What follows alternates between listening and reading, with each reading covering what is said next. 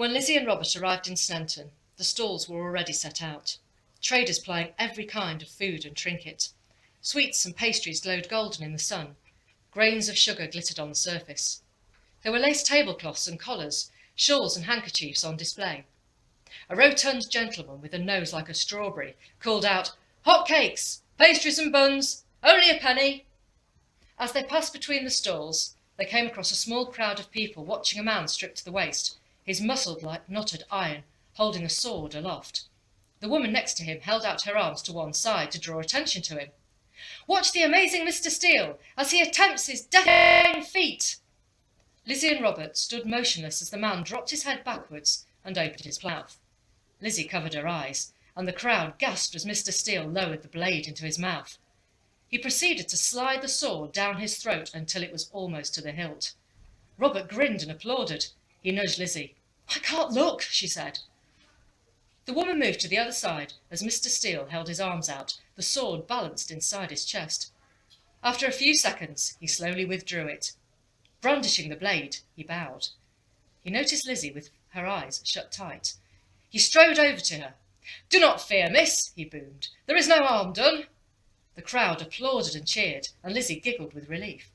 Mr Steele patted her on the shoulder and moved away to meet his admirers. Robert took her hand. "I hear music," he said.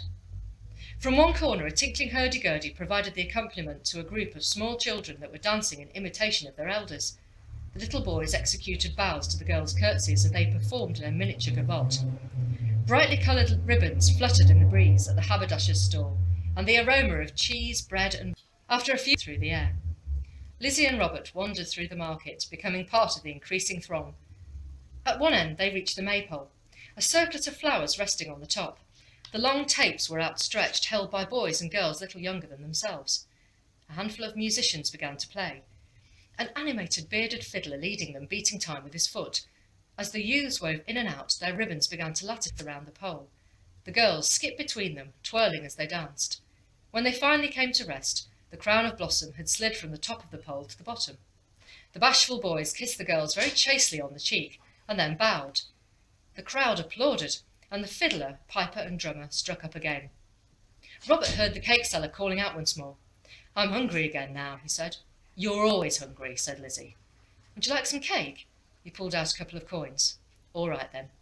Lizzie arranged her shawl on the ground and sat down, and Robert approached the cake. While he was gone, she watched a group of men on the other side of the Maypole that were wearing red coats and standing close to a tent-like canvas canopy. They were laughing loudly, slapping each other on the back. Lizzie held her hand above her eyes to shield her view from the sun. A very smart-looking man in a similar red coat with glinting gold braid decorating his shoulders rode up. He dismounted and walked over to them. Instantly their behaviour changed. They saluted him. He was obviously important. Although he motioned them to be at ease, they still looked slightly nervous. After having a few words with one of the officers, he climbed back on his horse and rode away. Robert returned with the cakes. "Here you are. It's the same man that sells gingerbread at Christmas. I recognise him." He settled down to eat. He noticed that Lizzie was preoccupied. Munching his cake, he followed her gaze. "Oh, aye, the army's still here, making sure we behave ourselves," he grimaced. "You'd have thought they'd a very chasing Bonaparte to be in knots, getting drunk and chasing girls."